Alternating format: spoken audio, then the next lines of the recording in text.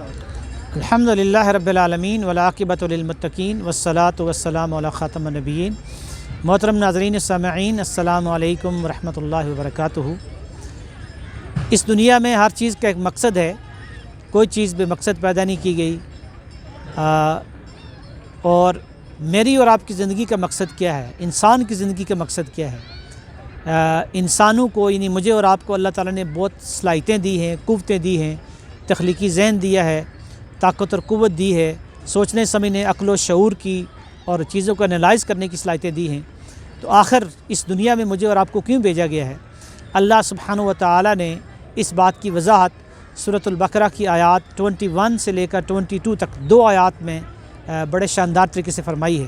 اللہ تعالیٰ فرماتے ہیں: اعوذ باللہ من الشیطان الرجیم، بسم اللہ الرحمن الرحیم، یا ایہا الناس اعبدوا ربکم الذی خلقکم والذین من قبلکم لعلکم تتقون۔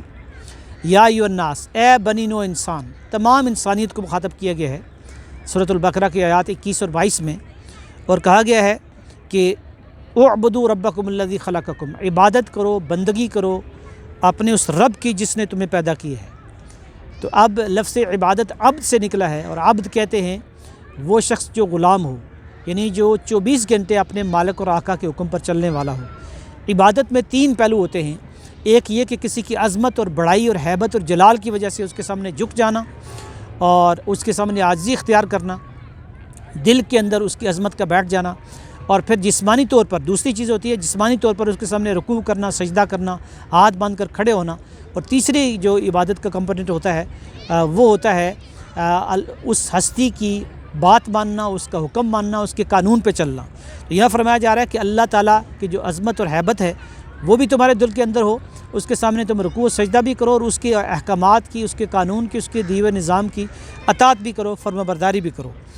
اور وہ نہ صرف یہ کہ تمہارا خالق ہے، اس نے تمہیں عدم سے وجود دیا ہے، تمہیں زندگی دی ہے، صلاحیتیں دی ہیں، بلکہ تم سے پہلے لوگوں کو بھی اس نے پیدا کیا ہے، ساری انسانیت کا پیدا کرنے والا وہی ہے۔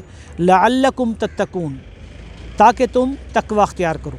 تو تقوی کے کئی معنی ہیں، یہاں دراصل اس کے معنی یہ ہوں گے کہ تاکہ تم بچ سکو۔ تقوی کے لفظی معنی ہے بچنا، تو یعنی تاکہ تم اللہ تعالیٰ کی نافرمانی سے بچ سکو، اللہ تعالیٰ کی غضب سے، غصے سے بچ سکو، اور اس کی سزا سے بچ سکو۔ اور فرمایا کہ اب اس کے دلائل دیے آگے کہ کیوں عبادت کرو۔ الذی جعل لکم الارض فراشا، اللہ تو وہ ذات ہے جس نے زمین کو تمہارے لیے بچھونا بنایا، والسماء بناء، آسمان کو اس نے تمہارے لیے چھت بنایا، آسمان کے اندر اللہ تعالیٰ نے سورج، چاند اور ستارے لگا دیے۔ وانزل من السماء ماء، اللہ تعالیٰ نے آسمان سے تمہارے لیے بارش نازل کی جس سے وہ مردہ زمین کو زندہ کرتا ہے، فصلیں اگاتا ہے، پھل پھول اور پودے اور فروٹ تمہارے لیے اگاتا ہے۔ فاخرج بہ من الثمرات رزقا لکم، پھلوں کے ذریعے سے اس نے تمہیں رزق عطا کیا، تمہارے کھانے کا، پینے کا بندوبست کیا، تمہارے سانس لینے کا بندوبست کیا۔ اور فلا تجعلوا للہ اندادا وانتم تعلمون، اللہ کے ند نہ بناؤ، اس کے مد مقابل نہ بناؤ، اللہ کو چھوڑ کر کسی اور کے لیے زندہ باد کے نعرے نہ لگاؤ، کسی کے لیے ہاتھ باندھ کر کھڑے نہ ہو، کسی کے حکم کو نہ مانو، کسی کے قانون کی اطاعت نہ کرو۔ اور تمہیں اس بات کا علم ہے کہ تمہیں رزق دینے والا، پالنے والا، تمہیں زندگی دینے والا، تمہیں موت دینے والا، عزت دینے والا، ذلت دینے والا جب اللہ ہے، تو پھر اسی اللہ کی بندگی کرو، اسی کی غلامی کرو، اسی کی اطاعت کرو، اور اسی کے احکامات کو مانو، اور اسی سے محبت کرو، اور اسی کی طرف تم نے پلٹ کر جانا ہے، اسی سے تم نے ملاقات کرنی ہے۔ تو اللہ تعالیٰ سے دعا ہے کہ وہ مجھے آپ کو عمل کرنے کی توفیق عطا فرمائے۔ وآخر دعوانا الحمدللہ رب العالمین۔